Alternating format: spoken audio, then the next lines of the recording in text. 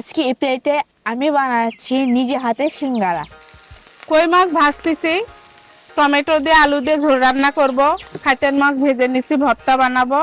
আর এখানে ইফতারি রেডি। আসসালামু আলাইকুম, কেমন আছেন সবাই? আশা করছি সবাই অনেক ভালো আছেন। আলহামদুলিল্লাহ আমিও ভালো আছি। দেখতে দেখতে রমজান প্রায় শেষের দিকে চলে আসলো। এই মাসকে আমরা ভালোভাবে উদযাপন করেছি এবং আল্লাহর রহমতে আল্লাহ যেন আমাদেরকে সেই তৌফিক দেয় যেন এই রমজান মাসটা আমরা ভালোভাবে পালন করতে পারি এবং পরের বছর রমজান পর্যন্ত যেন আল্লাহ তাআলা আমাদেরকে বাঁচিয়ে রাখে। তো আজকে কিন্তু আমি ইফতারির আয়োজনে নিজে হাতে সিঙ্গারা বানাচ্ছি। আর এখানে কই মাছ মেখে রাখছি, ভাজবো, ঝোল রান্না করব। সিঙ্গারা বানানোর জন্য যাবতীয় সব জিনিসপত্র আমার কাছে আম্মু রেডি করে আগে দিছে। সেটা হচ্ছে এই যে সিঙ্গারা বানানোর ডো, এটা আম্মু আগে রেডি করে রাখছিল। এই যে আলু ঘাটি দিয়ে আজকে বানানো হচ্ছে, আলু ঘাটির ভিতরে বুট দিয়েছে।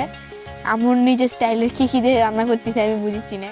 রমজান মাসে একা একা এগুলো রান্না করতে চাপ হয়ে যায়, ওই জন্য মেঘ সঙ্গে নিছি, আমি এগুলো রান্না করতেছি। আর জিনিয়া ওই পাশে সিঙ্গারা বানিয়ে নিচ্ছে। হ্যাঁ গাইস, এইভাবে প্রতিদিন আম্মু রান্নার কাছে সাহায্য করি। গড়াই মাছের ভর্তা কিন্তু অসম্ভব স্বাদ লাগে যদি এর ভেতর রসুন আর আদাটা বেশি দেওয়া যায়। গাইস, আপনার ভাই ছাতের মাছ ভর্তা অনেক পছন্দ করে, ওই জন্য হ্যাঁ, আসলে এই ছাতের মাছ মানে গড়াই মাছ, এটা আমার ভর্তাটা খুব স্বাদ লাগে। কই মাছ খায়া কবি হই হই, কই খায়া কবি হই হই। সিঙ্গারা জিনিয়ার আব্বু বাজার থেকে খায়, আমাদের জন্যও আনে।